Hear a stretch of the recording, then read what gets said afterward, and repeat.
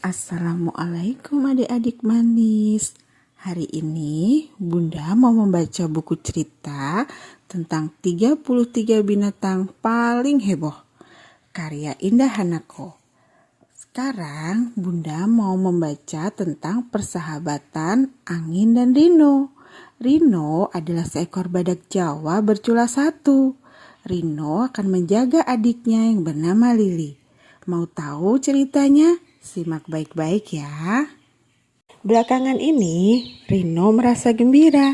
Bulu-bulu halus yang ada di dekat mulutnya telah mengeras dan berubah menjadi cula. Karena Rino seekor badak Jawa, dia hanya memiliki satu cula. Siang itu, Rino sedang berendam di dalam kubangan yang nyaman. Sinar matahari terasa membakar. Rino hampir tertidur ketika mendengar suara keras mirip ledakan. Belum sempat hilang kagetnya, tiba-tiba Rino mendengar suara langkah kaki mendekat. Ternyata itu suara langkah kaki adiknya, Lili. "Ada apa, Li?" tanya Rino. Wajah Lili tampak cemas. "Apakah kakak mendengar suara keras tadi?" "Iya, suara apa itu? Apakah ada pohon yang ditebang lagi?" "Bukan, Kak. Itu suara tembakan." Lili mulai terisak. Rino terperanjat. "Ada yang ditembak? Siapa?" Suara Lili nyaris tak terdengar karena tangisnya kian kencang. "Ada apa, Li? Siapa yang ditembak?" tanya Rino panik. "Ayah dan ibu." "Apa?" Rino hampir tak percaya mendengarnya. "Di mana ayah dan ibu?" "Jangan ke sana, Kak," larang Lili. "Semua binatang menyuruhku segera memberitahu kakak dan bersembunyi. Berbahaya." Benar saja, tiba-tiba terdengar suara desing peluru. Ternyata para pemburu sudah dekat dan hampir menembak Rino juga. Rino dan Lili segera bersembunyi di dalam hutan. Ini hari kedua Rino tidak tidur. Matanya sangat mengantuk. Tubuhnya lelah. Tapi dia berusaha untuk tetap terjaga. Kini Rino dan Lili hanya berdua hidupnya. Badak lainnya sudah pindah. Apalagi sejak orang tua Rino terbunuh dan culanya diambil. "Rino, aku melihatmu tidak tidur beberapa hari."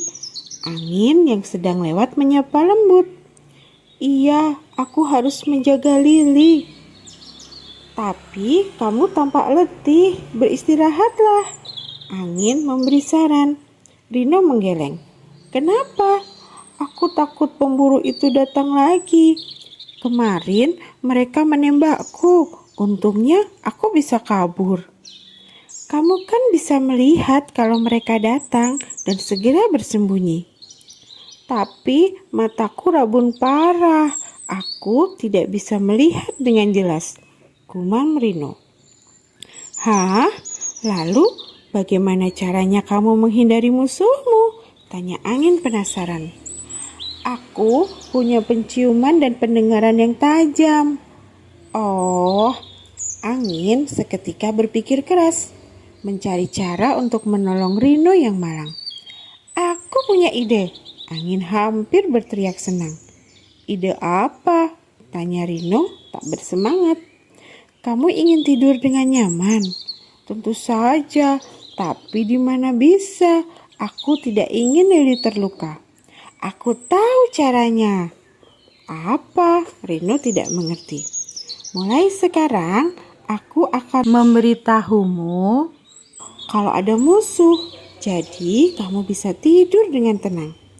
"Bagaimana caranya?" tanya Rino heran. "Kamu hanya perlu tidur dengan membelakangiku. Jadi kalau ada musuh, baunya akan kubawa. Bukankah hidungmu sangat tajam? Kamu pasti akan terbangun begitu menciumnya." Rino memandang Angin tak percaya. "Mungkinkah?" Angin tersenyum. "Mungkin saja. Bagaimana kalau kita coba dulu? Tidurlah Rino, aku akan menjagamu."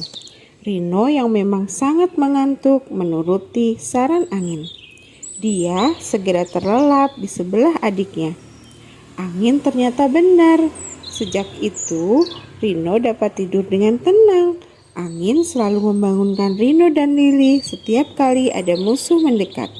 Persahabatan keduanya semakin erat. Rino dan Lili selalu tidur membelakangi angin. Mereka dapat tidur nyenyak tanpa gangguan yang berarti. Nah, adik-adik, itu tadi cerita tentang persahabatan angin dan Rino. Bagaimana Rino sebagai kakak menjaga adiknya Lili, dan bagaimana angin membantu sahabatnya Rino untuk selalu waspada terhadap musuh-musuhnya. Dari cerita ini, kita bisa tahu badak memiliki penglihatan yang sangat buruk. Tapi badak memiliki penciuman yang sangat tajam. Badak selalu tidur membelakangi angin. Posisi itu memungkinkannya mencium aroma tubuh musuh yang terbawa angin. Sampai di sini dulu cerita kali ini. Sampai bertemu di cerita selanjutnya.